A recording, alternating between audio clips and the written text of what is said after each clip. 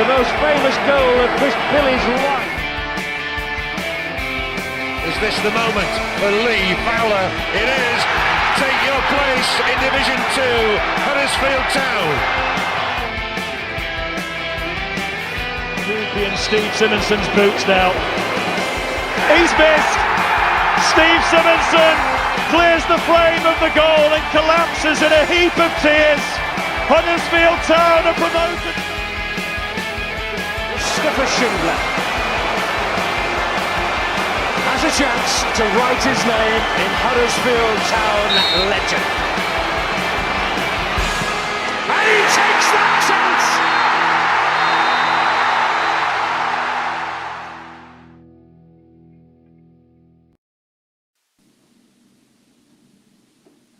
Welcome to episode 132 of the Andy Takes That Chance podcast. Incredible. Our first win since 1993 at Fulham. It's enough to make you feel a little bit old, is that, Phil? That's the year that the original Jurassic Park came out at the cinema. The year Bill Clinton was elected US president and was the third youngest ever. Meatloaf topped the charts with I Would Do Anything for Love, and Dan Porritt's image was first used for Huddersfield Town's social media campaigns. With me this week, we have a man who watched the game in comfort, maybe discomfort in comfort. Welcome back to the podcast, Mr. Matthew Wilson. You okay, Matt? Yeah, good. Thank you, buddy. Fantastic. A man who watched it sourced up in Brigus. It's Dan Porritt. You okay, mate? Evening, mate. Yep, not bad yourself. Yeah, good. And, of course, Tom Bradshaw's favourite ever Huddersfield Town player. It's Phil Senior. You all right, Phil? I know. So Evening. finally How some we love. doing? Good, mate. Finally What some a love guy. for Phil Senior. What a guy. I know. What a guy Tom is. He needs to change that. He needs to change the intro, doesn't he? Take Paul Rahubka out and stick Phil Senior on next to Jacko, and I think that'll be... Absolute shambles how we put him in there. Oh, dear. Right, before we get going, guys, let's just say that this podcast is sponsored by the very fine Magic Rock Brewing. Magic Rock did a comedy gig, didn't they, in aid of Daryl Hobson the other day, which was fantastic. Magic Rock always there for us on match day. If you want to order something online from them, you can use our code of AHTTC10 and get 10% off all online orders, which is great, and free delivery for over £40 orders as well, which is fantastic. Welcome to everybody watching online. There's over 30 of us watching, which is great. All giddy, I guess, after 3 magnificent points at Fulham. But I think we just have to take the tempo down slightly for now, because there's a couple of things that I would like to mention. Firstly, I think as a podcast, we'd like to pay our respects to Steve Black, who unfortunately passed away this morning. Steve Black was an important part of Lee Clark's backroom team in when he came in sort of 2008-9. And there's a really, probably not the time for the story, but there was a really sort of infamous parting of the ways with Dean Hoyle, which if you want to listen to, you can catch on our podcast as well. But by and large, Steve Black was an incredible character, really great fitness coach and mentor, and it's really sad to see him pass away at 64. So all the best to Steve Black and his family on that one. And then, sadly, following on to that, we had a Huddersfield Town fan pass away. A Huddersfield Town fan who used to roam the forums of Down at the Mac. If you ever look at Down at the Mac, and I know we all do every now and then, but there's a chap on there by the name of Ron Kitchen who used to post as Otium. And he's one of those characters whereby you perhaps wouldn't agree with the majority of what he said, but the way he said it was always fantastically entertaining, well written, and very, and a lot of self-deprecation at points. Who'll forget the 2012 Olympics, and his spread betting on there where he claimed Britain wouldn't get 30 medals, and then when we got about 60, he said it's only because of sit-down sports. There's some fantastic moments with him online, and he passed away sadly over in India, which is, I believe, where he wanted to be. So to his friends and family of Ron and Steve Black, you've got our condolences and all the best on that one. Okay, guys, so thank you for that. Let's go to Fulham 1, Huddersfield Town 2. What a fucking day. Absolutely brilliant. You know what I mean? What a day. Right, Matt, it's not I know. 9 o'clock yet. Mate, this was amazing. Like I say, we've not won there since... Sorry, yeah. We started this a little bit earlier, aren't we? Watershed. But, what a game. Guys, this was amazing. I think everybody thought we'd go there and probably gallantly lose, sort of backs against the wall, tough performance. But it wasn't really the case. Matt, you went to the game. I unfortunately couldn't join you in the lounge at Fulham, which sounded great, by the way. And it would have been fantastic to go down there. And and do that. I've always wondered what the lounge would be like at Fulham because, West London, very posh, very fancy. I'd imagine it's a bit of a foie gras starter and, handing out caviar like Skittles and what have you. It must be an experience there.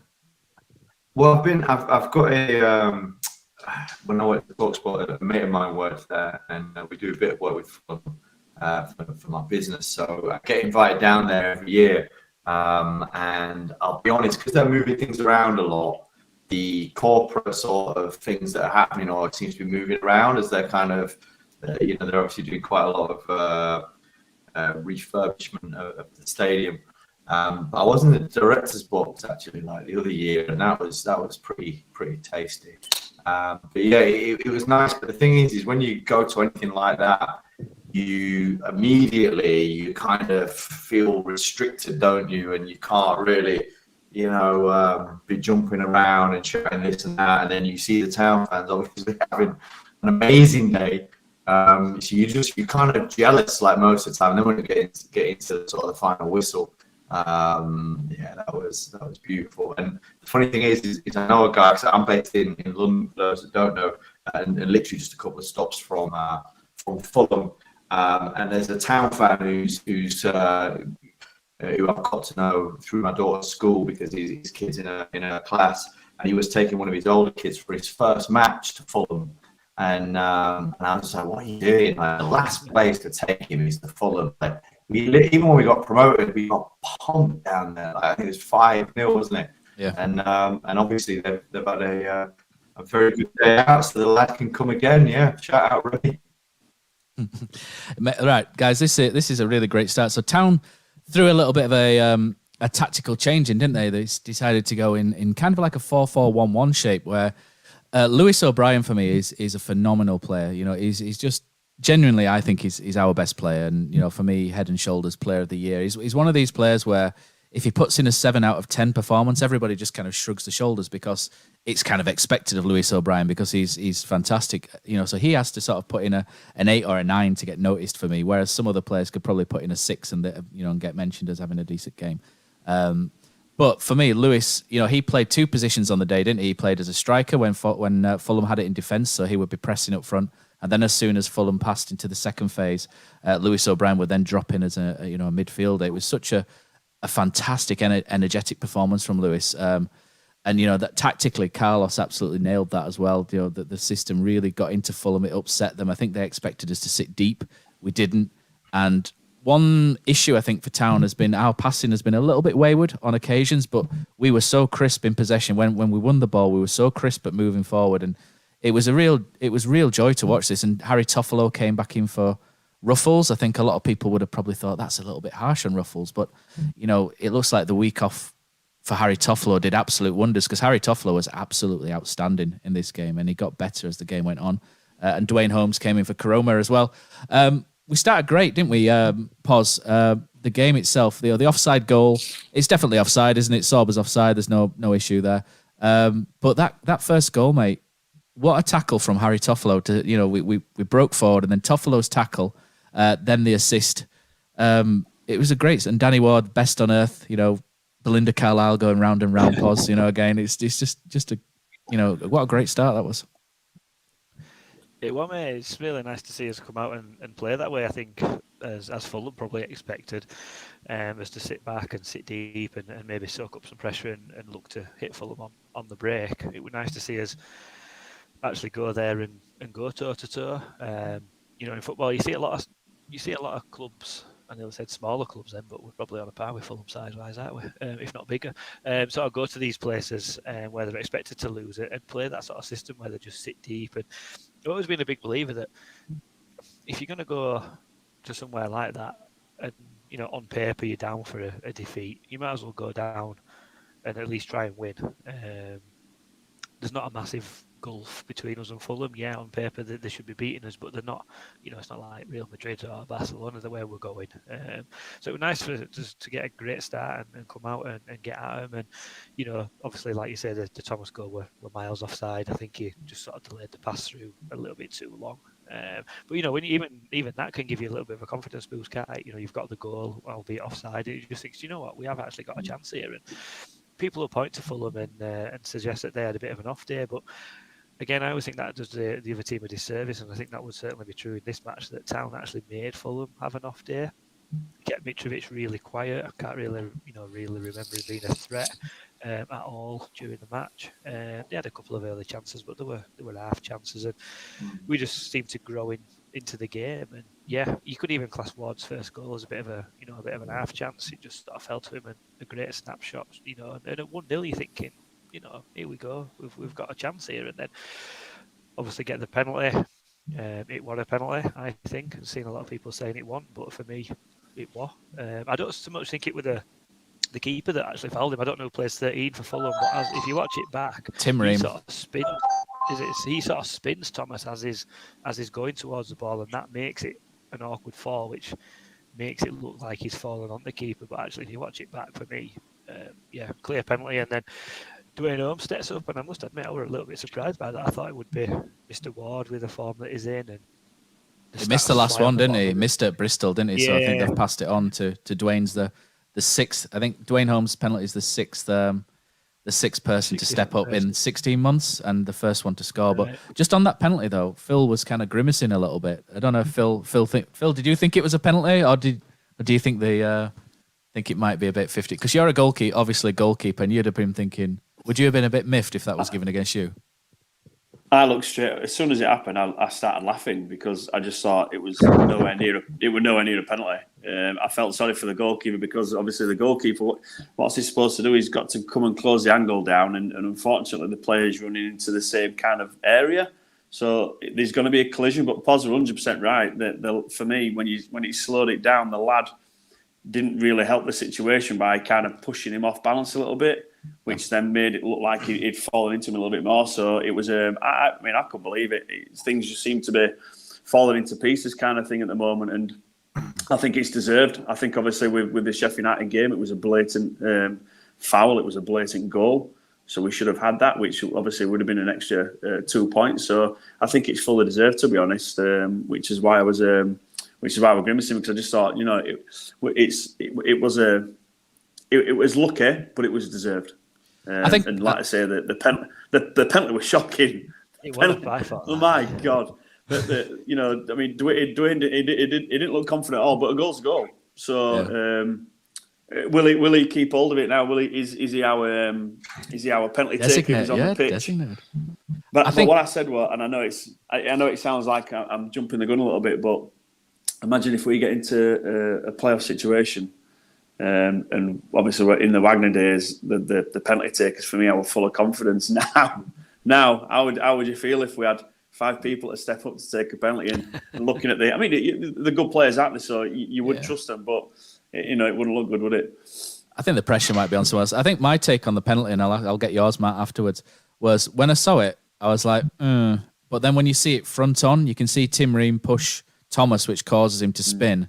And I took a little bit of umbrage with Glenn Murray on Sky saying that Thomas bought it, because to me, and me and Stephen Chicken have got different ideas on the terminology, because me and Stephen were having a chat afterwards because we're mates.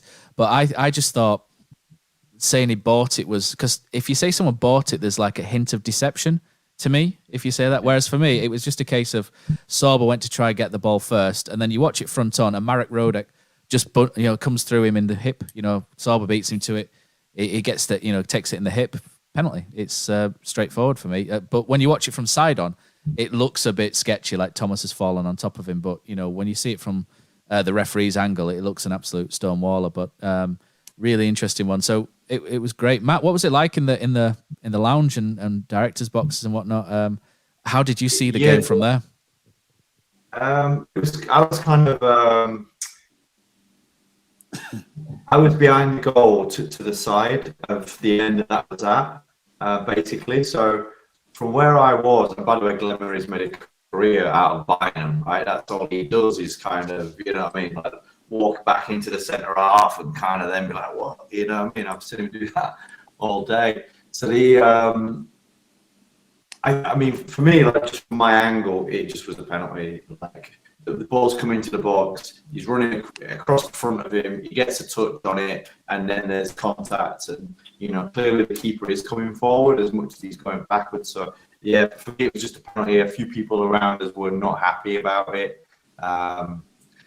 But that there were also maybe a handball or something, which I haven't seen back on the TV or anything, that they were kind of claiming as well. Yeah. Well, they were claiming there was a couple that they were claiming that were just. I mean, did you see Russell's? They were desperate. They sounded desperate. Did you see Russell's reaction after the handball though? Yeah, he got away with one. Sometimes you can tell, and he looked, didn't he, straight away? Yeah, he got away with one. He looked nervous. Yeah. For me, that was a pen. Right. Let's talk about Big John, because he's on my list. We'll talk about the second half as well. You know, it was a backs to the wall second half. You know, I thought the referee, after he'd given that penalty, was really shitty towards us. There was a lot of fouls on halfway. Danny Ward was, you know, a couple of times taken from behind. You know, I shouldn't say taken from behind, tackled from behind or fouled from behind. And you know, there's a couple of other decisions which really didn't go our way. And these are really important in a game like that, because they relieve so much pressure. Do you know, when you play the ball up to Danny Ward and he gets tripped, you know, you win the free kick, you slow it down. But the referee, honestly, there were 6-7 in a row, and I was absolutely frothing watching it, you know, foaming at the mouth at this. And but in the end, he did us another favour, didn't he, with the John Russell decision? Because John's kind of got his arm slightly out and he moves away. I like Mick McCarthy would say, I don't really know what the rules are anymore because they change it so much. But for me, I was like, it doesn't really affect the ball trajectory that much. But if it goes to VAR, they'll probably give it. But so that second half, I thought Matty Pearson and Tom Lees were absolutely outstanding at the back. Tom Lees, for me, got a lot of praise at one point for doing the right things. You know, he was solid. You know, he was outstanding, and he's continued that. And people have kind of died off in their praise for him a little bit. But I think Tom Lees is just every week, you know, 7 out of 10 at least. And you know, him and Matty Pearson were just a complete brick wall, and Mitrovic was resorting to throwing himself around, diving, crying. And they all were, weren't they? They just defended with, and that's what I love about this team, is that they've got a collective resolve where they just don't panic. Like the balls were coming into Mitrovic, and they just were kind of calm. They were like standing up, holding their ground. It's very rare to see, having like watched the football we've watched probably my entire life, but like mainly the last 4 or 5 years, they've just been so poor and so like easy to mentally beat that they just kind of like that whole back five, but then the midfielders as well, just very, very calm when we're under pressure. And I think that's what's really making a difference. They're really supposed to believe in the system, I think, and they keep that shape and very disciplined with it. It's beautiful to watch. Like we look calm, you know. Yeah, you can pick out the entire back four, Pos, can't you? I thought the three standout players for us were Lees, Pearson and Toffolo. Toffolo not only defended brilliantly, but he carried the ball forward to take pressure off us as well. And when I put a tweet out, something similar, and someone sort of said, "Oh, don't forget Ollie Turton, he was just as good." And Ollie Turton was great as well, but I would have given, in terms of ratings, I would have given Lees, Pearson and Toffolo all a 9 out of 10 and Turton an 8 maybe. But I just thought those three were great. Johnny Hogg was brilliant, the general, in front of them, and him sort of dropping in between the centre-backs, like he did under Wagner, is just perfect for Jonathan Hogg. That is what he wants to do. It's just Hogg all over, and he's exceptional at it. And we mentioned Big John as well. Big John was surprisingly, actually, when I looked at the stats, he was the top tackler. He made the most tackles during the game and the most interceptions.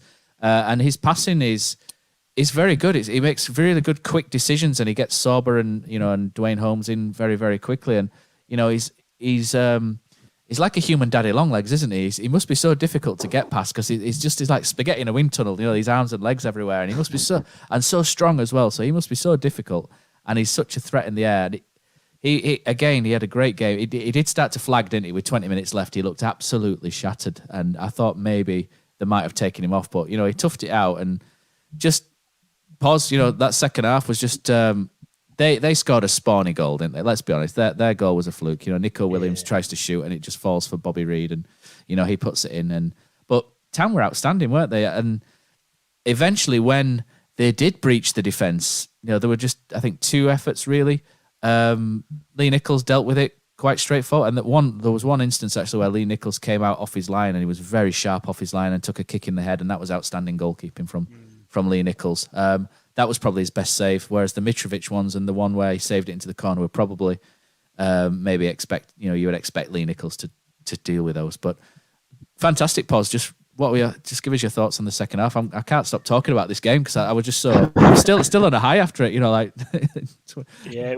I think like you just touched on them, Nicholls coming out and throwing himself down and getting a boot in head, and you could see a real togetherness there, which is something been lacking for a while. And there's various instances where someone puts a tackle in and someone picks them up and slaps them on head and pats them up back and all that sort of stuff. And you could see that it were a real game where we've gone down there and thought, and similar to what many fans were saying, if we can get something out of this game, I thought a point would be absolutely fantastic. And if we'd have come away with a point, I'd have been saying, do you know what, that has now made me set up and actually think that we have genuinely got a chance now. So to get a win there, is as you say, quite rightly, it's flabbergasting, really. But yeah, that performance, that second half were really good. And a lot of people, myself and us included on here, have kind of been sceptical about Carlos and can he change his team? Can he adapt the team to play in different ways? And I think Fulham match was just a perfect example of,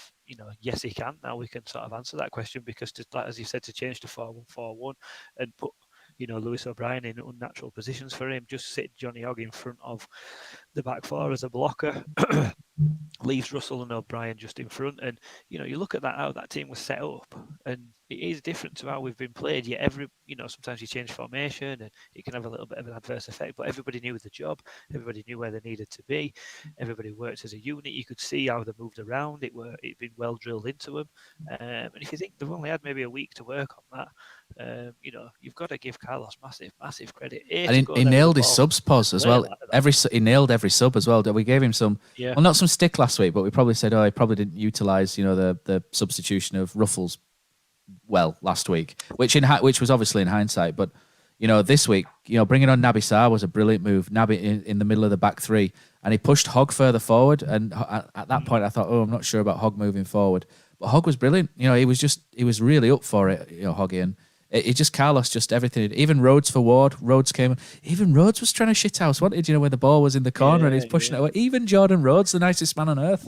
It was just, I know, and even he's getting at it, but just brilliant. And I think, like I say, I think we genuinely went there with a let's make a statement now. It's on telly. A lot of pundits, a lot of bookies still have us down as these outsiders. You look at the odds, and we were sort of way off the suggested top 6 and 12. It was live on Sky, and I tell you what, let's go there and let's show these people what Huddersfield Town are about, and absolutely fantastic. And absolutely, I just want to say as well, absolutely massive credit to everybody that went down there. I think there were, I don't know, 1,500 there with the weather being like it is and transport problems and stuff like that. I know, certain other teams will have taken a lot more than that. The noise was brilliant though, wasn't it, as well?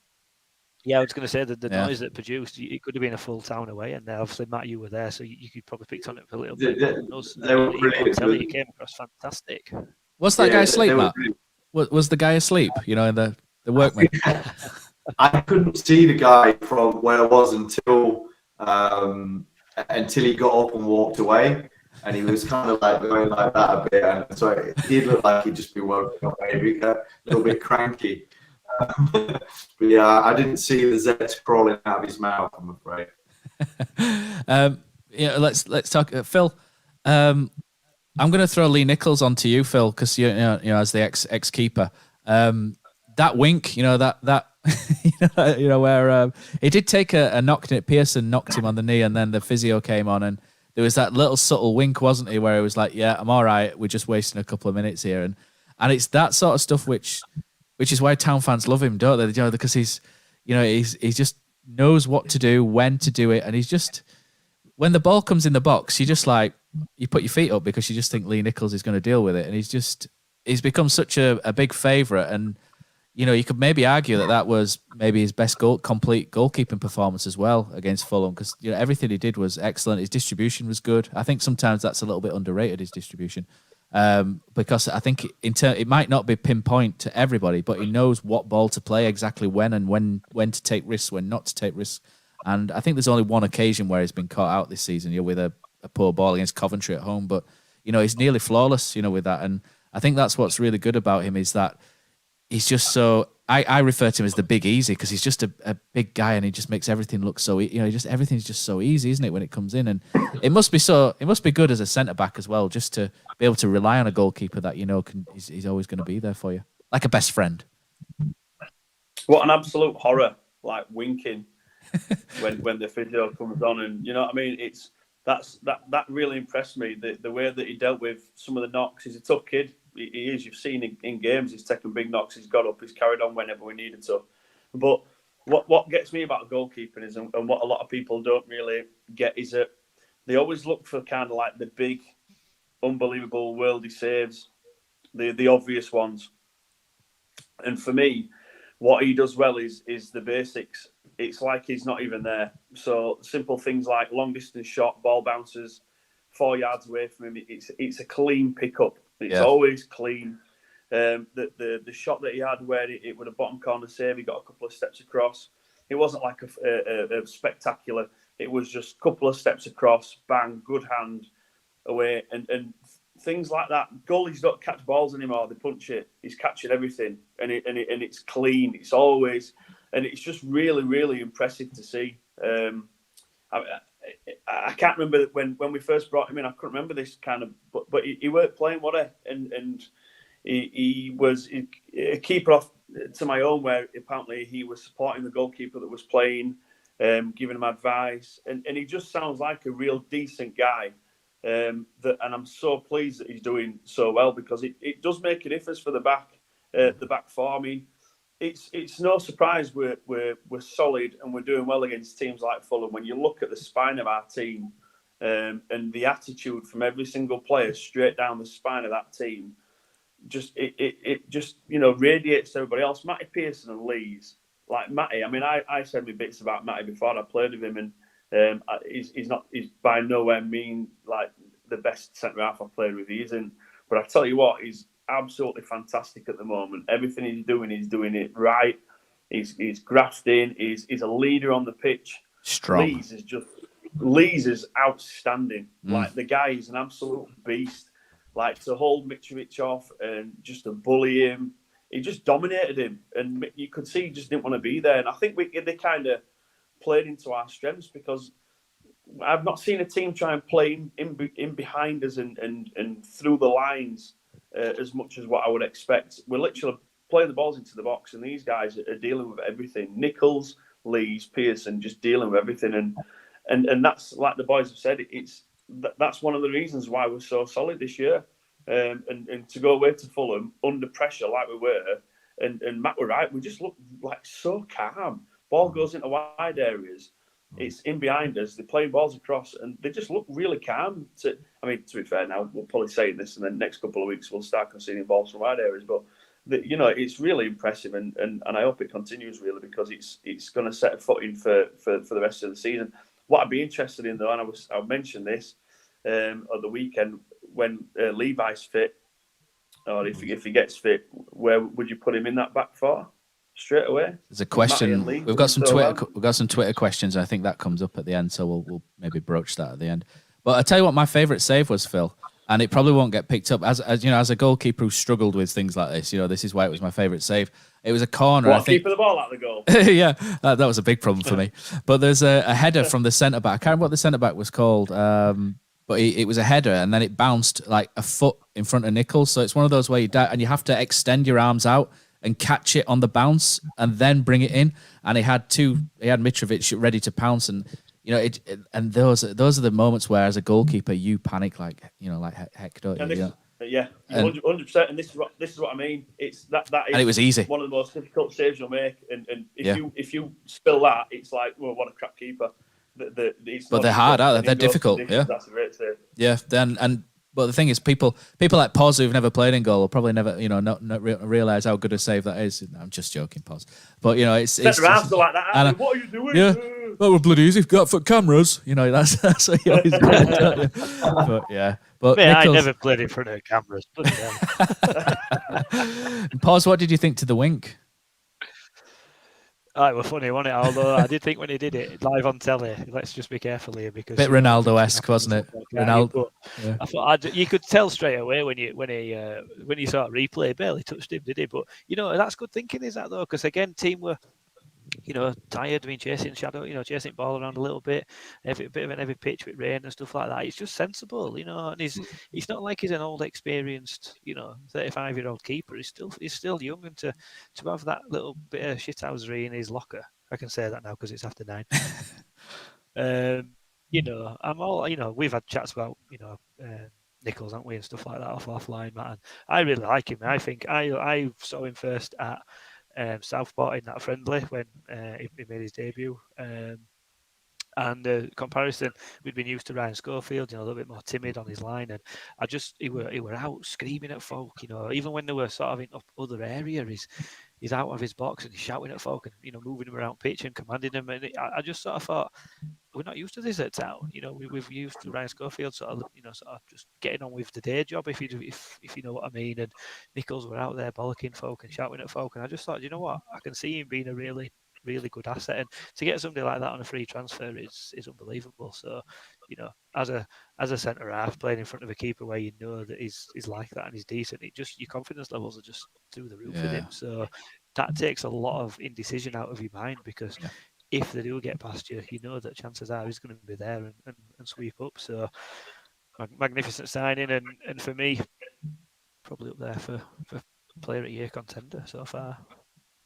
I think he's definitely in my top 3 with Tom Lees and Lewis O'Brien, but I think Lewis is top 1 sneaking in front. Top 1.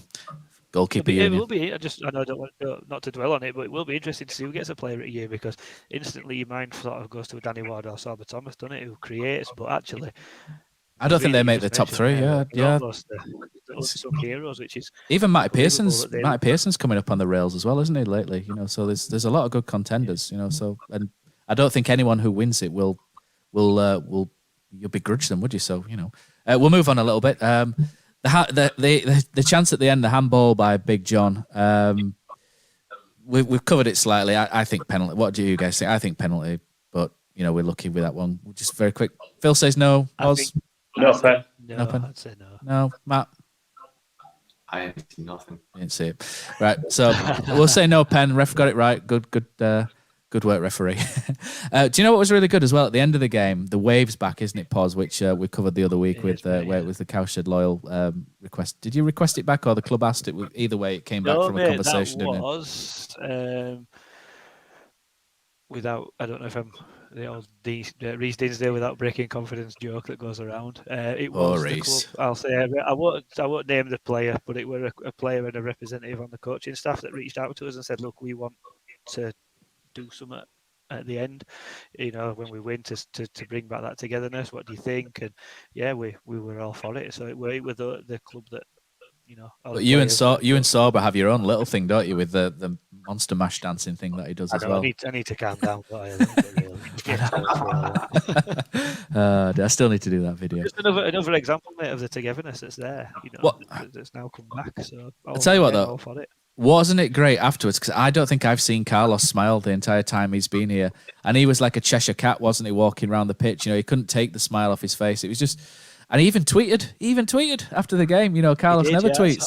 And, it's great to see that Carlos... I think Carlos is loving it, because he's been linked away, hasn't he? But I kind of think that Carlos sees Huddersfield as his thing that he's moulding. So I think it'll be very difficult for someone to come and take Carlos away from us, because I think he's really buying into the football club and everything, and he gets free reign on what to do on the coaching ground and etc. I think he knows he's got a good thing going, and I think Town know they've got a good thing going at the minute. So, and to see him sort of smile like that and tweeting and things, it's great to see Carlos happy, don't you reckon? Whoever wants. Got to be proud of what he's done, really.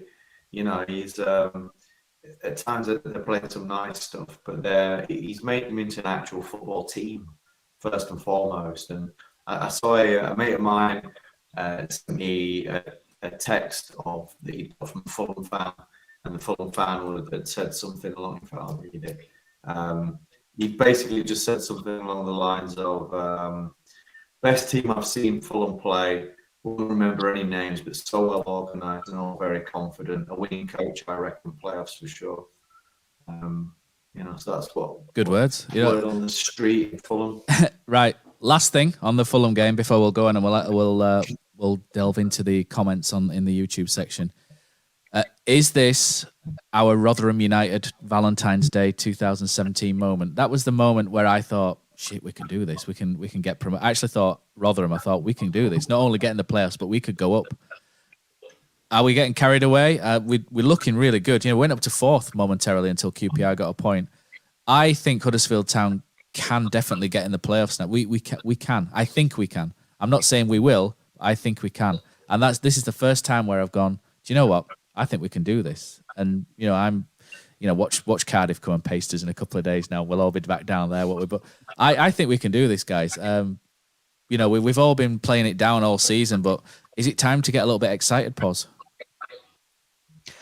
I think it is, mate. Like I touched on earlier, I think this were a defining moment. As I mentioned before Sheffield United match, that were the first match where we've gone into where I've been a little bit nervous, and I don't think it was due to the fact that I thought, you know what, Sheffield United are a good team, we might lose. Sheffield United is quite a big name. I think it was more because we're actually at a point where I think we could do something. Previously, I were a little bit like, do you know what?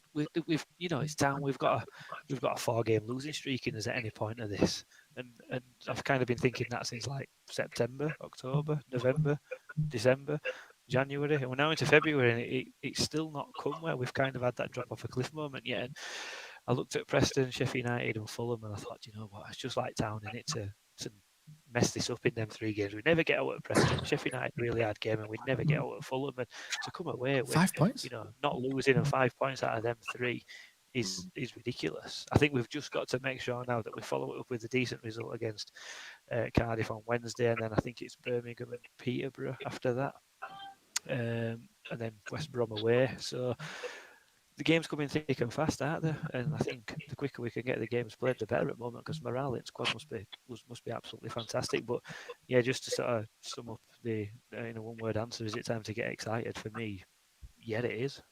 Phil? I think it's totally different. I really do. I think the teams are totally different. I think. Yeah, but is it time to get excited? Yeah, I think. I don't want to go on the answer, but I think before we had the quality, I still think we still lack. I don't know if I'm just being too picky. I don't know what it is. I can't put my finger on it. I feel like we're still lacking in a bit of quality in terms of keeping hold of the ball, etc. Hang on a minute. And we've been saying that all season, though. That's something that we've got Carol Eiting now, and Tino Angerin's about to come back. He's doing well, and as you say, Matt Eiting's come in, and I think, are we actually looking for these excuses now rather than they actually being excuses? Yeah, Phil, get off. Stop making excuses, Phil. Come on, get excited. Come on, Phil, get on the wagon. Oh, bandwagon. Sorry, get his house down, Phil, on Wednesday, mate. That's it. We'll throw it to Matt. No, Phil can sounds even more wrong, doesn't it? Phil can herd them off. I'm just said to my little lad, just be quiet, please. He's getting excited, mate. This is it. He's getting excited. This is the thing. He's saying playoffs. This is what's going on. I just can't. I don't know. I just can't put my finger on it. I just feel like we're doing well. I feel like we're organised. I feel like things are going our way at the moment. I just don't want to get too carried away, because I still think there's a lot of work to be done. It'd be interesting to see with Carroll if he plays a bit more of a part.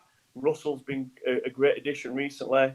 Lad from Chelsea, if he comes in a little bit more, I don't know. I think if that falls into place, there's something to get excited about. What I do like is the fact that we're just solid and we're going to grind out results, and I think that's going to make the difference. But I just feel like it's a little bit different to before. Okay, Matt. Oh, man, I mean, look, I'm very conflicted about this whole thing. I was conflicted beforehand, like a few years ago, because I was like, do I actually want to be in the greedy league? Like, I feel like that will damage my beautiful little football club, and it did. And like, I didn't enjoy it that much, to be honest. There's a few highs, obviously. The Palace game, first game, the United victory, You know, there were some lovely moments, but there was a lot of actual pain. You know, like it was horrible going to watch us play in the Premier League. Hardly coming out of our own penalty area at times, just defending.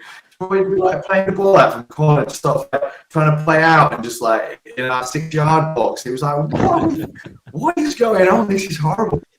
So I look back at that and think I genuinely do not really want Huddersfield to be in the Premier League again. Like, I don't, but I want us to win every game we play. You know, so I feel very conflicted and confused. I'll be honest. I can't believe that it's kind of. It looks like it's happening again. Yeah, I can't believe it's come to this. What's going on?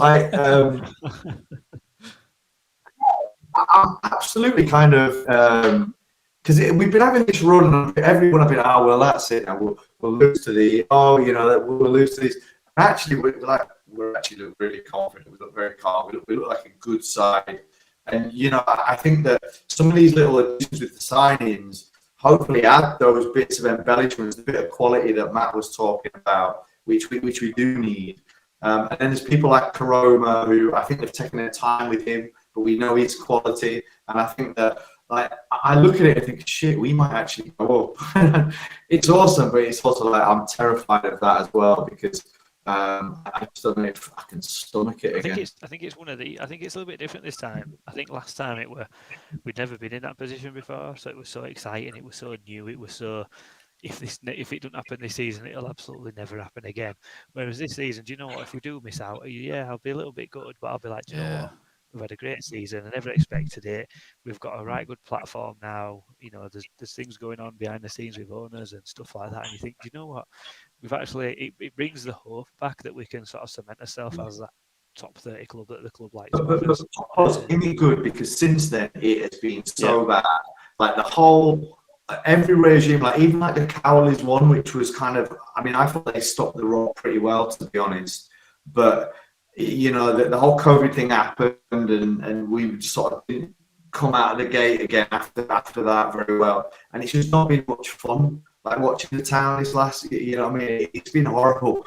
And all of a sudden, you're buzzing because they're actually playing well. There's form there, and they're even scoring a few goals. Our goal difference is probably healthier than kind of was when we got promoted. So it's just nice that we're playing football and go into it thinking, I might enjoy today, because for the last 3 or 4 years I've been thinking that we're not going to enjoy this. So it's awesome that they're kind of doing well.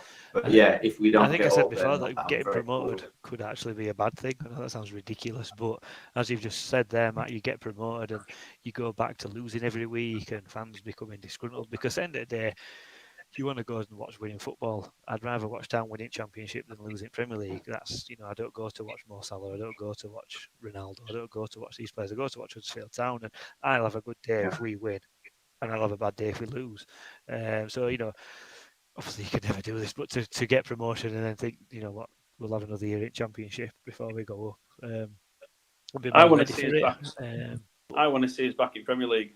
Yeah, I do. I'd take it. I do. You wouldn't turn it down, would you? My little lad is absolutely buzzing because he thinks he's going to be able to get into all these stadiums and all that sort of stuff. So for people like him, I want to see us. I want to see us get back up there, but just do it better in terms of when we come back down. When we come back down, because a club like us, we will come back down because we don't have the resources. Just before we move on, what I would say is, I know I've been a little bit negative about, but I don't think there's a group of players that deserve promotion more than this group of players, in terms of the attitudes and the efforts and the characters, and I do really, we all hope that they get promoted, but this group of players have been fantastic to watch recently.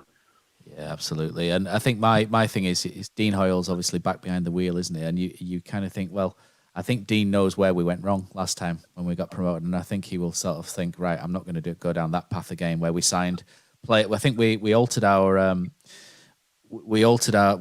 MO, if you like. So we started bringing in players who were a little bit ropey, personality wise, like your Condolences and Benzes, etc. And I don't think we would go down that route again. I think we would stick to what makes Huddersfield successful, I think, if it happened again. But well, it's a long way off, so let's cross that bridge when we come to it. The thing is, though, even if you're in the south, and even if players really want to come, right, And even if you have got the money that some of these clubs do have and the connections that some of them have, it's still really, really difficult to make that step, isn't it? Because it's so stretched. And I think that operationally it is. And the bit, and I think I said it on here before, the bit that I feel that was the real saddest part about it was that we, the fans, the fan base, I just think lost the plot and lost the perspective. Because actually, like, it wasn't an insurmountable feat. It was an impossible challenge to actually go up there and actually stabilise. And it was a miracle that we did 1 year up there, to be honest. Because even the teams that we'd gone up with, they'd had like 5 or 6 more weeks to sort of get accustomed to it and to prepare. They're all like got bigger infrastructures. They'd been up at the top of that division or in the Premier League in the last few years. And I just thought everyone kind of like lost perspective and then just started getting overly angry and frustrated about things. So if there's any learning to be done, I'd like it for it to be us as fans almost to go up there and not be sort of like starting to lose the plot and turning on players. It just went so toxic. It really did. And that's what I didn't enjoy, you know, the toxicity of it all. I think what you say there, Matt, about if there's a set of players that deserve it, just looking at the team that were out there yesterday, you're probably looking at less than £1 million that team cost, that 11. So to be in the position that you're in, I think somebody said you can't even buy a 2-bedroom apartment in Fulham for what we paid for our entire first team. So good tweet. You know, that it shows you how little that we've spent. And yeah, as I mentioned earlier about the media and the bookies sort of putting us under the radar, that might be a good thing for us because no one's expecting that, and we can sneak in there and we can just keep picking up these points here, there, and everywhere. And you know, there's always that one team into that's unexpected that gets promoted, and there's no reason why that can't be us this year. Again. Let's move on to thanks to everyone watching online. We've got 45 watching at the minute, so we can't be doing too bad on there. So thanks to everybody who's joined in. If you could click on the like button and also subscribe, that would be great for us because that opens up different levels of YouTube access and stuff that we get, which would be really cool. Oh, look at Matt, he's been listening. I know, I'm starting to beg out. I'm starting to beg. I'm becoming shameful. Shameful. You need to get some of them graphics in, Matt. I'm shameless. I'm becoming shameless. I need to go have a look at myself, I think. Right, so let's go through. So thanks to everyone who's joined us online. David Gavin says, why are Fulham fans such nice people? They are actually quite nice, aren't they, Fulham? They're a little bit sort of... it's a sort of a middle class. It's such a lovely place, Fulham. You know, the pubs are really good around there. It's a great away day around Putney. You know, Putney. And I remember going when we lost 3-1 a couple of years ago, and we were right in the bottom corner, and there was like a 10-minute lull where someone was injured. I just craned my neck around. I could see people rowing on the Thames and stuff like that. It's such a cool sort of. It's a great away day. Does it still have that neutral stand? Yeah, like a neutral stand. Yeah, they also did they take down the Michael Jackson statue because that was good at one point. Quite fun, but yeah, it's confused me that bit at section. Whoever scored a match at day, everybody cheered, and I'm like, what's going on? Yeah, it's a strange one, but yeah, it's one of those sort of clubs which people hate, isn't it, in a way, because they're seen as tin pot because they're not overly sort of, they don't go over the top, do they, in terms of celebration? But it is kind of like a nice club, Fulham, isn't it? That where you're quite comfortable in going. It's a decent place when we win. So what else have we got? So Richard Crowther says, for the penalty, I can't believe none of the pundits didn't see the defender nudge Thomas into the keeper. We did, Richard, don't worry. Eddie Martin says, my affinity for these players is growing by the week. Bez5678 says, awesome, grit, determination, a great plan, well executed, great viewing, we're on our way. Richard Crowther says, you can hear your pause, but you're quieter than the rest of us, so pause, you can never win with these audio stuff, can you? Terrier7N2 says, Carlos got it spot on. I think we rode our luck and Fulham could have scored 4 or 5, but for once it went our way. Thought back 5 were immense. Matt says, can't remember a player who I'd completely written off as nowhere near good enough to be solid, competent, and becoming vital to what we do as Turton. Last dozen games, some turnaround, humble pie. Do you know what? Turton's been great since he had that cameo against Blackpool on Boxing Day. And I think he took a lot of confidence from that game, and he's been really solid ever since. I'd still pick Pippa over him personally if Pippa's fit, but we've now got a situation whereby if Pippa isn't and Turton plays, nobody's worried, which is a really good thing to have, you know. And same with Ruffles on the other side. Freddie Cocker says, did someone have an ice cream delivery arriving there? I think that was when Matt's alerts were going off at one point at the start. That was my missus's no ice cream. Sushi on. I've been working here, right? And I missed so many bloody deliveries that she came in the other day and started screwing this thing in and putting this thing in the plug. And basically now I get the ring going off in here, which I don't like. Yeah, apologies for that. No worries. Enjoy the sushi though, Matt, when it comes through for you. We've also got Max says, off the ball, especially in that first half, absolutely outstanding from everyone. Limited them to very few big chances. Russell offers us a calm presence on the ball and to get us up the pitch. Richard Crowder says, Carlos' comment on penalty after match was, my confidence wasn't high. LORDD, yes, boys, what a team. Terry7-2 says, if we go up again this season, we'll eclipse what Wagner did, in my opinion. Which is an interesting thing, but let's see if that happens first. But it could potentially. Richard Crowder says, I thought Mitrovic would have been sent off by being booked for obvious simulation towards the end. The ref bottled it. Jared Mulligan says, hello all. Matt, what's happening with Ball Street? Loved it back in the day. And you were talking about, last time we got to the Premier League, there were quite a lot of really good videos, weren't there, from Ball Street as well, whereby you were being interviewed by, is it Thomas Alcott? Is that it? And one or two of the others. And James, that was it. James, yeah, he's doing well for himself now, isn't he, James? And I remember you saying at the time, quite a few years ago, that you were like, I don't want to get promoted, I don't want the greedy league and stuff. And they were really good videos. And I think your match day vlog from Wembley's still up as well, isn't it, on YouTube, which is really, really good if you check that out. That's a really good one. I'm not a massive vlog fan, to be honest, but I actually thought that was brilliant. And my mate pops up in it. My mate, I think you know Adam Blackburn, don't you, Pos, as well? He pops into it and has an argument with Matt halfway through about Naki Wells. It's essential viewing for me, and is that. But Adam's a really nice lad. He's just very sensitive to Naki Wells. But he was cool actually. I've seen him a few times since. Yeah, definitely a very nice lad. Yeah, it's funny. It's funny, is Adam. Oh, yeah, Ball Street's still going, but we just don't do the content as much because it's just a lot of hard work. And yeah, like everyone's busy. Like that whole scene, like the whole fan media scene's kind of evolved quite a lot, and people are just there's a lot of money flying about it, and it's just kind of the energy of it, the reward just in there. So we still run it as an agency, and then but personally, I've got another project as well, which is kind of a new startup, like as you know, Matt, actually. Kids football app, so that's where I kind of spend a lot of my time at the moment. Yeah, Pos would love that as well. If you Pos is a football coach as well, aren't you, with a 6-year-old as well? So Pos would be definitely interested in that. But obviously you'll reveal more, won't you, Matt, when that's ready to be safety. We've done that now, so why not? Let's do it. Come on, Town, bloody loving it. Andy Dworski says, bring it on if we make it back. Case of what do you? Hang on, let me read this. Case of what do you know now that we don't know then? That's it. You to look to progress. Never know when this bus comes by again. Surely we would make a better go of it. That's it. Whenever Town sort of get towards the playoffs, I always think it's shit or bust. You know, when we get over there, because we've got like Matt, but yep, I'm with Andy as well. Dathan Tedesco says, well said, Phil. Of course we want to go up. This team will kick, scratch, dive, time waste, run, bleed to win. A special group. Love them. Let's have a look at who else we've got. So we've got Richard Crowder says, Nicholls must be the best free signing we've ever had. Made such a difference to the defence in general and near flawless handling. Richard Hookie says, no pen. Moving away from the ball.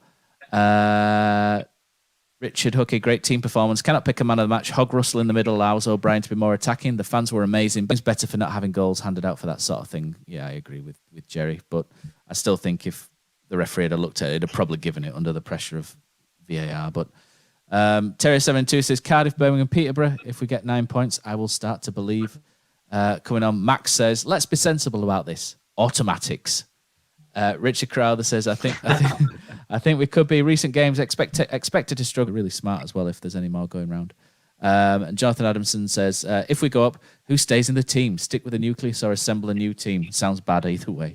Yeah, I think you've got to stick with what makes Huddersfield Town. But I think what might be decent to do next, guys, let me just make sure the stream's still going. It is. That's fine. I thought we might have a bit of time at the end, but we've actually talked for longer than I thought. But I did say to others, if you fancy the EFL referee shake-up, is it time we asked referees to give their opinion on decisions? TV interviews probably aren't the way. However, publishing a report on the game via PGMOL would at least give some context and accountability after some of the decisions. For against Town this year, I'd love to read what the ref actually saw interpreted from some of the events. I think that'd be quite good. I don't think sticking a mic in front of them right after the game when, passions are running high would be a good idea. I know Rugby League used to have a referee on the commentary team, didn't they? It was the one which Mick Morgan didn't particularly take to in his famous video. But I think it'd be a good idea. A report, published report. Phil, what do you reckon? Because I'm sure there's sometimes where you've spoken to a referee and they've just blanked you or not spoken to you, and you do wonder what they've seen on the pitch. Like the time Chris Brandon got sent off for getting pulled down. I don't know if you remember that. That was about 2005-06, but I think it might have been against Blackpool. It was one of the worst decisions I've ever seen. Or when John Worthington got sent off for shooting against Accrington Stanley in the FA Cup. You would like some. You would actually like some of these explaining, I guess. Oh, the Pavel Abbott goal. Oh, that was blatantly onside. Blatantly onside. No, I think sometimes obviously everyone's, we're all human, aren't we? So there's things in the game for referees where they either want to explain or they don't, and when tension's running high, you can see there's a lot of confrontation between players and referees at times, and like I say, my favourite referees are ones that tell you F off. If you've told them to F off, they'll just turn around and give you some. So I think it would be nice to have a little bit of a dialogue there to understand decisions a little bit better. Because the thing is as well, from that, then you can learn from it, can't you? So if you're making mistakes and things have happened and you need to rectify that, then it's going to be a little bit easier to see that. But a place for it. I just don't think you'd be able to play football in the middle of the day because there'd be too much swearing going on. Yeah, I agree. But yeah, it's an interesting one because as much as Phil says, like you say, he'd like to know why they'd give it, then if something else happens a week after and they give a different decision and it's similar, it opens them up to so much more scrutiny. So, the scrutinise enough as it is. If we just let them get on with the job a little bit more and continue to look for errors and look for mistakes, they might feel more confident when they're giving it or that sort of stuff. So, without, as a grassroots coach, without referees, there's no football. So let's, they do a great job and get paid a lot of money though, these refs now. Well, they do. Well, yeah. It's a profession, you're training every day, and I think that's probably why people look at it as they do, don't they? There's a lot of pressure on referees and with VAR, etc. It's definitely changed a lot. Bloody hell, look at some of the videos from back in the day with referees. Do you know what I mean? It's so much different. Oh, Phil, I think I prefer that. I've got a beauty. I've got one where it's Huddersfield versus Bradford in 93-94. I've been doing a Ronnie Jepson video, so I do goals in Northern Town series, don't I? And I'm in the middle of a Ronnie Jepson one at the minute. And there's a game against Bradford where the ball goes through, and it's Paul Tomlinson, isn't it? Is it something Tomlinson, the goalkeeper for Bradford back in sort of the mid-90s? And Boothie just runs through as he picks the ball up. And as he picks the ball up, Tomlinson moves to the side and knees Boothie in the knackers and sends him absolutely flying to the floor. It's an absolute shocker. And the referee's just... Good lad. Good lad. And the referee's just stood over and going, "Get up, you idiot." Like, it's Boothie's like counting them, you know what I mean? Sort of struggling away. I might tweet that one day, but it's an absolute shocker. But I think, that's a good one. But let's move on. We've only got a couple, so that's quite good. Danny Smith says, after doing a brilliant defensive job at what was no doubt the most dangerous attacking team in the league, do we really have anyone to fear? Carlos has certainly proven doubters like myself wrong, and full credit where it's due. I think you win away at the best team in the league. I don't think there's anything left to be scared of, is there? Maybe it's just the fact that he's got it right, hasn't he? Carlos has got it right the other week when he brought all those subs on and the formation were all over the place. He's learning himself into so maybe we could look at it, if Carlos gets it right, we're going up. Yeah. If the players can adapt to to a man, if he gets it right, we're going up. You could, yeah. Let's pin it on Carlos. It's all on him. I think the only thing to be scared of is getting carried away and starting to buy into the hype a little bit. I think that's probably would be our main undoing, I would guess, if we got ahead of ourselves. And we've got to keep grounded, haven't we? Understand that we're still the underdog and the 12th favourite to go up. And I think if we don't lose sight of that, I think we'll do quite well. Do you know what I don't want to happen? Is these people that have stayed away for whatever reason suddenly now reappear. Dale Marsden. It's happening already. Dale Marsden. Dale. No, I don't mean. I want them. Let me finish because I do want them to. I want them to reappear. Obviously because there's more people in ground, and it's. You want to feel sorry about it. I want them to come and still be a little bit realistic about how good we are and stuff like that, because we may now just suddenly, nosedive, and last thing we need is these sort of people coming back and being like, oh, look at that, they knew we were crap, this is why I didn't come in first place. So if people are going to come down, it's not like watching Liverpool every week or Man City every week. Some games are a slog, some games are tough to watch, but what you will get from the team is you will get that commitment, you will get that togetherness, you will get that fight, and you will get that desire to get 3 points, whether you get that or not. That is kind of like a baseline expectation now at Town. So if you are listening to this and you've not been down for a while, please don't expect to come down on Wednesday night and see fast-flowing, attractive football, because it won't be like that. Certainly not all the time. Come and take it for what it is, and just get behind them and stick with it. Stick with it until at least May, till we've done whatever we've done. And yeah, just don't come down and expect it to be brilliant and then go home and slag it off again like people do. Yeah, I think that'd be a good point. I'm only kidding to Dale. That was a bit of a rant there, wasn't it? Yeah. I didn't mean that to I always jump in on Dale because he's a mate and I like Dale, so that's the reason I always jump. Yeah, in. he's one of my best mates. Is Dale? Good lad, isn't he? He's a top man. Yeah. But he's good to take the mick out of even more, isn't he? So that's why. Has he? Am I right? I think has he not been to any games this year, Dale? No, he has. He's been to a few. Yeah, he's been down more than people think. Yeah. He just likes to voice his opinion, and he's not afraid to say. Nothing wrong with that. He did a big backtrack on Danny Ward, didn't he? And gave Danny Ward some praise. So fair play. I like it when fans do that. Play. Yeah, I like it when fans do that, whereby they'll say something. Shows a lot of class, does that? Yeah, I think so. So fair play. Right. So everyone's allowed an opinion, aren't they? Yeah, of course they are, and I think it's great if they get proved wrong, that they'll come out and say, do you know what? That got that wrong. I have to do it all the time. So there we go. Jerry Hinnon says, what does Carlos do when Colwell's available again? 3 at the back, drop Lees or Pearson, or stick with what's working spectacularly? This is a tough one, isn't it? Because Levi Colwill is top quality. I think if Levi comes back, he'll probably go back to a back 3, and then you're looking at John Russell or Jonathan Hogg to step out of the team. I think when you play a back 3, Hogg doesn't work as well as when you play a back 4 and Hogg can drop in between. I think that's more Hoggy's strength, but it's going to be tough because, Hoggy dropping between Lees and Pearson works so well as well, doesn't it? And you think, can you drop Pearson or Lees? It's tough, isn't it? I think Levi just has to naturally bide his time for me, and, you can have him on the bench and you can bring him on. He can play left back if you really need him to play left back. He could probably play midfield. He could probably play... Who's your right wing back? Pipper if fit. Pipper if fit, yeah. Yeah, Pipper if Where fit. you played Sopper? Wide right. So if it's a 3-4-3, you play Thomas wide right for me. Or you can play wide right or wide left and have him and Holmes interchangeable. But for me, I think I'd leave Levi on the bench and let him work his way in. Pos, what do you reckon?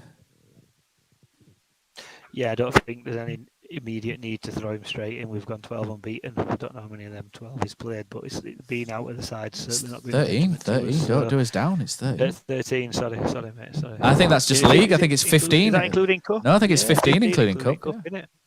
Good times. Oh, we're off at league like 43, aren't we? Come on, lads. Can you imagine? But no, and lose the playoff final. Agree, mate. Stick him out.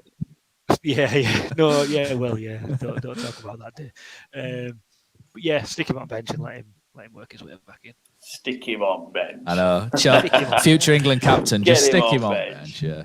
Phil, Matt, what do you reckon? Just Phil and Matt. It's got to be like horses for courses a little bit, hasn't it? I think that it depends who we're playing. Like, these ideas aren't made in a vacuum necessarily. So it's like, it depends who we're playing, like how they play, what they're looking to do, what kind of threats they've got. I mean, Mitrovic kind of suited the 2 lads that we had in playing central defence on Saturday, but if it's a different looking problem, you might want to have a Levi in there. Yeah, good point. But yeah, I think it's a nice problem to have, and I do like the fact that there's kind of depth all of a sudden, and I do like the signings they've brought in to kind of beef out that midfield and give them some options. I like that Tino's quite good at carrying a ball. So I think we're in good shape now, in that we can slide things around based on the merits of the opposition on the day. That's a really good point. Phil, do you agree with that? You're nodding at you. I think remember Remember back in the day when a champ manager were really decent and you didn't have to like set like your training up and all that kind of crap. You literally just picked a team formation. For me, like it'd be one of those dilemmas. Are my main players back? Do I stick him straight back in, or do we carry on because we're doing all right? And that's why I will never ever be a manager because those decisions are horrendous. But I do think obviously whether we play at home or away, I think could make a difference. Levi on the ball is fantastic, and he really does set us off on the right foot going forward. So maybe, more preferred to. I don't know. I have no idea. More preferred to at home. I'm just trying to think of a way to get him in my champ manager team.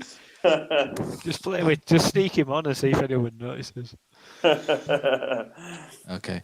No worries. We're almost done for the night. But if you need to get off, that's no problem. The final ones. Freddie Cocker says, is bringing Rhodes on from the bench hurting us when he replaces Ward and instead of going alongside him? Everyone loves Jordan, but he's not a striker who can play up top on his own anymore if he ever was. And does Angerin go into the team when fit ahead of Karoma? I think Angerin probably nudges in front when he's fit, when he's proven that he's fit, if he's as good as what they say they are. Does Jordan hurt us? I don't think he did on Saturday. I thought Jordan did all right on Saturday. I know he was only on for 7 or 8 minutes, wasn't he? But generally, I think there's an issue, isn't there, whereby if we do need to press from the front, I think it was okay having Lewis with him, but if we do need to press from the front by himself, then it's not his strength, is it? But it's done all right for me. What do you do though? What do you do? Do you know what I mean? That's your other striker. So yeah, you can't just leave Ward on. Ward puts a graft in every single minute. Fraser, haven't you? Fraser's pretty good at pressing. It's like Matt says sometimes. Yeah, horses definitely. For courses. Yeah, definitely. I had this conversation the other day. Fraser, he's not had a sniff, but when the way that they've been playing, he's your obvious change, isn't he? He'll put a shift in. He'll work hard. Especially at the end of the game, how nasty it could be with centre halves putting them under pressure. I don't know why he's not been involved. So it's a strange one, really. But I think Jordan comes on and does his best. He puts, he works his hardest, and we've got more depth now, Top, than we had when we got promoted before. Because wasn't it just Matthew Wells, pretty much, wasn't it? I think Colin, and then Colin came in January, but Colin was better out wide, wasn't he, than up front? But... Yeah. God, man, how did we get up? What a player. Chef God. Right, so the last two we've got here. Matt says, for me, we've had the Premier League, and I'm pretty sure in my lifetime we will have another crack at the top league. But to see us in a major final might be a once-in-a-lifetime opportunity, especially in modern football. So would you, as a Town fan this season, take promotion or losing in the FA Cup final? There's one for you. Phil's laughing, so we're going to go to Phil. One extreme to over that way. I love it. Like Town full class out with Town fans. I wanted to see us getting Premier League in my lifetime. Now it's like major finals. Now we're going for European Champions League. Also, let's get us in it. Jimmy Mack always used to say Milan. He used to say San Siro, didn't he? I tell you what, it's a good question. Is that? Matt says he'd take the FA Cup final before. Yeah, I'll take. Do you know what? I'm going for it. FA Cup before promotion. There, I said it. I'm like 2:00 in the morning. The Frontier in Batley. I'll take what I can get. It's like so FA Cup, Premier League, whatever. I'll be happy. You know what I mean? Probably go on with either. But it's one of those things for me. Either would be fantastic, but whatever. Matt Pot. Yeah, I think that would be pretty special, especially as it's 100 years. I think any other year I might pick Premier League, but because I like stuff like this, because it's 100 years since we last won it, that'd be pretty special. I think that would be pretty special. So last one, and this will be coming to you, Phil. I think this is going to be an interesting one. Richard Littlewood says, Lee Nicholls, the best keeper since Nico Vassen? ? I think yes. Been watching Town since 1967. Also ex-amateur keeper. He has been absolutely brilliant. Best signing of the summer. Best keeper in the division. What do you reckon? I've got my opinion on this, which might be different. It's a tough one. I think it's a tough one. Is that I've enjoyed watching Danny Ward in the playoff season. I thought he were fantastic. Good mates with Matty Glennon. Matty Glennon will tell you it's him. Nailed on. Matty, it's him all day.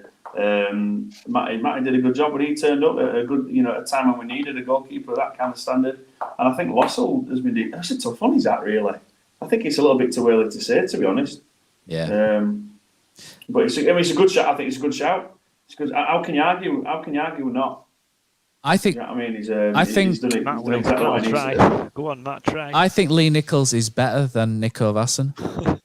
I do. The reason why, I think Nico Vassen would have better games than Lee Nicholls. So you'll remember Nico Vassen, Bradford City away, where he completely shithouses Dean Windass. Elbows him in the chops and saves that penalty 5 minutes later.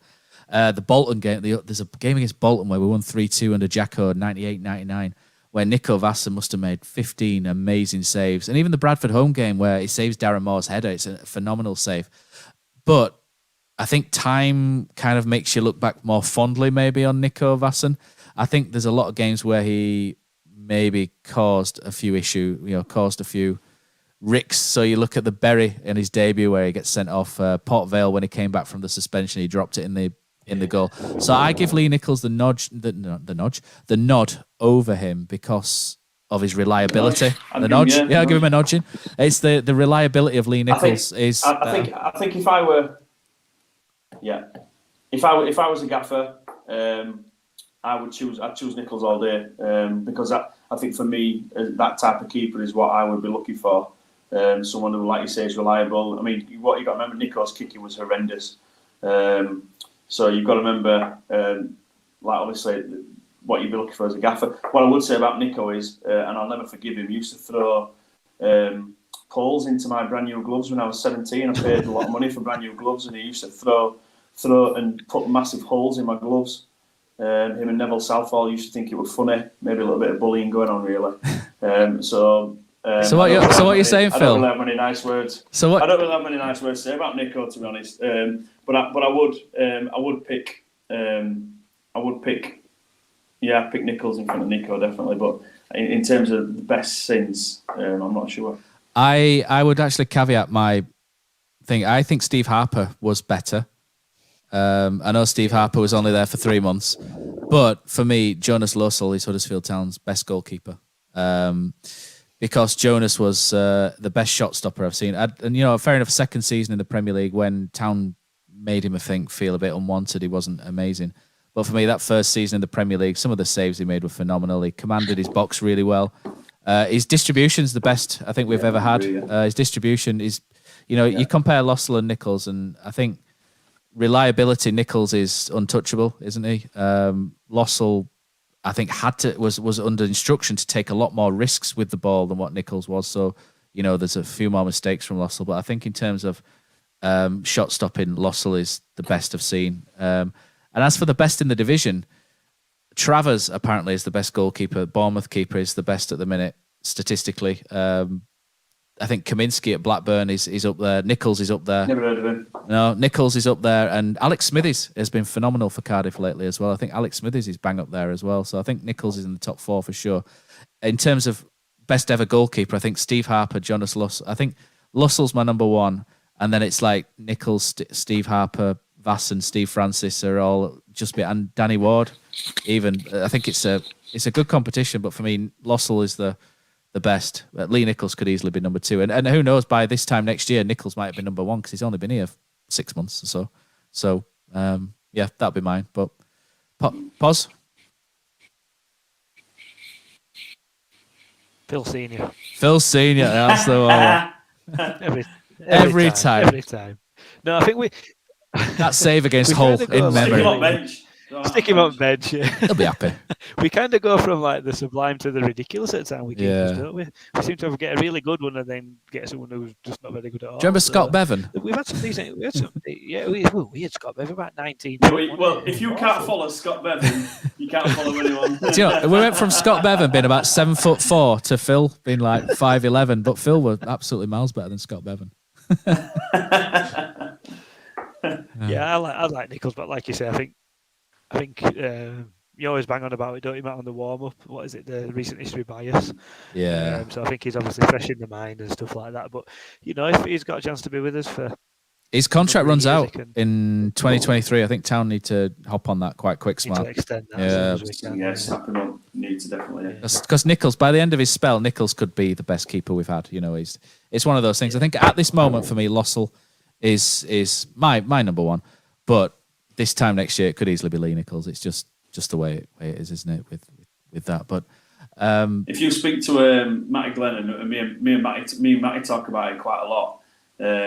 In your first 7 games, 10 games as a keeper, anyone can come in and you're like running off adrenaline, and anyone can come in and make saves, etc. But that consistency is really, really key for a keeper, and he has, like, you're going back to it, Lossell and Nicholls for me, and Ward in that season, very relaxed watching all 3 goalkeepers play, with no stress watching them, which for me, makes a big difference. I think I'd put Nicholls above Danny Ward, and I loved at the time. I thought Danny Ward was probably the best keeper I'd seen at Town, along with Steve Harper.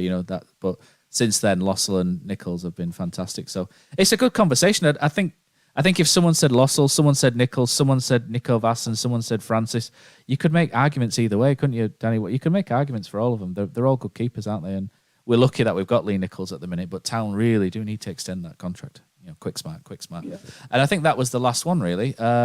Going back to, let's go back to the chat very quickly. Andy Dworski says, Marco Silva's Sky Meltdown. Oh, yeah, that was pretty good, wasn't he? Where the whole world was against him. Never mind those 20 fouls that, didn't get given against us. But, Terry72 says, if we go up, will anyone give Hodgkinson any praise, or will they see Hoyle riding in on his white horse? There's a lot of people won't give Phil Hodgkinson any praise. I will. Good point, I will. I think Phil had to stop the rot, didn't he? And he had to make a lot of unpopular decisions. He probably didn't make he probably made some bad decisions and some good decisions. But I think Phil will, I think in 10 years, people will look back more fondly on Phil than the recency bias pause. I think 10 years, people might actually go, do you know what? He did all right. Whereas now I think people are still a little bit, because of the way Phil's quite bolshy, I think maybe people didn't take to him great, but I do think Phil let him down. Yeah, but I do think there's a genuine guy there who tried his best for the football club and wanted to be successful, and I think Phil put everything in. So it's like you say, Huddersfield fans, someone who comes in and does the best and gives everything they have. You can't fault it, and I think Phil Hodgkinson did that for me. Perhaps rubbed people up the wrong way at times, and there's a few comments, and he gets carried away, doesn't he? But the same with Dean. Dean's come back, and Dean's doing a good job now. So Dean, there's a lot of people who were unhappy with Dean the way he left, and Dean has a really good chance to, for those people who were anti him or against him or unhappy with him, he's got a really good chance now to sort of bring everybody back in. And I think everybody slowly is coming back in. He's doing the right things. He's making the tickets cheaper again, and the crowds are coming back in. So hopefully against Cardiff we put a. How can anyone not be happy with Dean Hoyle? What he's done. We ain't got time for that. No, we haven't got. It's 10 o'clock, mate. Yeah, it's time for bed. There's people out there. Yeah, and quite a lot of people as well, actually. Yeah, so Richard Hookie says, just hope some of the doom and gloom brigade who moan at games listen to the noise and passion from the fans at Fulham, and let's turn the John Smiths into a cauldron of noise. You're in the right place, Richard, because Poz is pretty much one of the main men in command of that. So keep going, Poz, with the megaphone and the monster mash that with Sorba Thomas that you keep going on. So. Hopefully that keeps going. Bez says FA Cup. Oh, Bez says double. Let's not get greedy, Bez. The double of FA Cup winners and the playoffs. Terry72 says Bez from Happy Mondays. Terry72 says you can't put Nicholls ahead of Lossell. Yeah, I think you're right. Leo says Steve Francis takes some beating. Do you know what? Steve Francis was more of an old school goalkeeper, wasn't he, Phil? Shot stopping, amazing. But if you put Steve Francis how he was then, now. He would, he didn't come off his line a lot. He didn't catch a lot, and his kicking was, his kicking. When the back pass came in, he'd just side foot it out of play. But for his time, Steve Francis was excellent, wasn't he? He was another one where you could always rely on him. The reliability was brilliant. Yeah. Considering he was class. Yeah. I loved Franny. He was a really nice guy as well. Yeah, big laugh, didn't he? And Steve Francis. When I think of Steve Francis, I always think that he was sort of one of the last keepers that used to wear actual football kit, shorts and socks before they made full goalie kits. I don't know why I always think of that. But I just see him in that green Panasonic shirt with white shorts and white socks, and I think back now and I thought. Keepers, they used to just wear the same as everybody else, didn't they? Now they have about 50 different kits they can pick from. I just picture Steve Francis as a proper old keeper. Yeah, it was class. There's a save he made against Wrexham, Steve Francis, in '95 or so, and it was just against Gary Bennett. You'll remember Gary Bennett, the Wrexham striker. It was just an outstanding save, but fantastic. Tim Clark, the worst, he says. I still think Tony Elliott was worse than Tim Clark, but Tony Elliott was the reserve to Tim Clark, so that's for me. Tony Elliott was worse. Phil's amazing performance at Swansea. Yeah, can't knock Phil. That save against York, Phil Senior against York. It's up there, one of the best saves. We'll have to do a montage of your best saves, Phil. I'm still trying to find if anybody's got the video of Barnsley 0, Huddersfield 1 from 2002. Was it Phil? 2002. 2003. I need that. Phil Senior needs it because he makes a save onto the post, which is phenomenal. And then, his mum taped over it or missed it, didn't you? Or something. So Phil needs that if anyone's got it. Phil needs it. And then Bez says something about ice skating. And then Max says, time to have a chant for Carlos. I reckon perhaps the Carlos had a dream one like the Wednesday one. I think, Poz, you need to come up with something original, don't you? We tried Americanos, didn't we, last year? Americanos from Holly Johnson. But we'll maybe try to get that one going again. But I think that's enough. It's got a funny name, hasn't it? Yeah, I think, what was it? Spanish Carlos, New Balance Chinos, Coach. Yeah, I'll resend you it. It's a bit too I think after 6 pints, you've got no chance of getting past the second line, so it might need something a bit more. Although there's the old Guardiola, haven't there? We've got Carlos Corberan. Keep it simple. Keep it simple. Keep it steady, yeah. Right, that's it. Thank you to everybody who's watched online. Thanks, Phil. Thanks to Matt Wilson, who had to pop off. I think the sushi was waiting for him. It's always great to have Matt on as well. Poz, thank you very much. Can I just say, did he say we're getting that as a takeaway? Sorry, Matt. Did he say we're getting a takeaway sushi? I think so. That's what I heard. Because that is the most middle class thing I've ever heard in my life. He does live in London. He does live in London. I've no problem with it, but get a pizza or a curry, man. Come on. Have you ever tried Juicy Sushi in Leeds, Poz? It's quite close to where you work. Juicy Sushi, top class. Although the sweet and sour chicken. Anyway, enough of that. Thanks to everybody. Thanks online. Thanks, Poz. Thanks, Phil. And we'll roll in the end credits. Thank you, everyone.